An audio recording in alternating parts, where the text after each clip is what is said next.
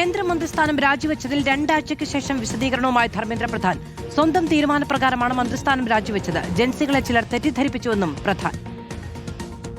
രാജിവെച്ച ശേഷം ഇതാദ്യമായാണ് ധർമ്മേന്ദ്ര പ്രധാൻ രാജിക്കാര്യത്തിൽ മൗനം വെടിഞ്ഞത്. കുട്ടികളോട് വ്യക്തിപരമായി തനിക്ക് യാതൊരു പ്രശ്നവുമില്ല. ജൻസിയെ ഒരു വിഭാഗം ആളുകൾ തെറ്റിദ്ധരിപ്പിച്ചതാണ്. പദവികൾ തനിക്ക് നിർബന്ധമില്ല. രാജിസന്നദ്ധത അറിയിച്ച് താൻ പ്രധാനമന്ത്രിയെ സമീപിക്കുകയായിരുന്നു. ഒഡീഷ ഭുവനേശ്വറിലെ ഒരു പൊതുപരിപാടിയിലായിരുന്നു ധർമ്മേന്ദ്ര പ്രധാന്റെ പ്രതികരണം. അതിനിടെ സമൂഹ മാധ്യമങ്ങളിൽ നിരീക്ഷണവും പരിശോധനകളും ശക്തമാക്കുകയാണ് കേന്ദ്രം. അൽഗോരിതം പ്രവർത്തിക്കുന്നതിൽ ബാഹ്യ ഇടപെടലുകൾ ഉണ്ടോ എന്നാണ് അന്വേഷണം. വീഡിയോകൾ സജസ്റ്റ് ചെയ്തു വരുന്ന രീതിയിൽ പ്രത്യേക പരിശോധനയുണ്ട്. നിലവിലെ അൽഗോരിതം മാറ്റണമെന്ന് കേന്ദ്ര സർക്കാർ നേരത്തെ മെറ്റയോട് ആവശ്യപ്പെട്ടിരുന്നു. മെറ്റയുമായി വീണ്ടും കേന്ദ്ര സർക്കാർ ഉദ്യോഗസ്ഥർ ചർച്ച നടത്തും.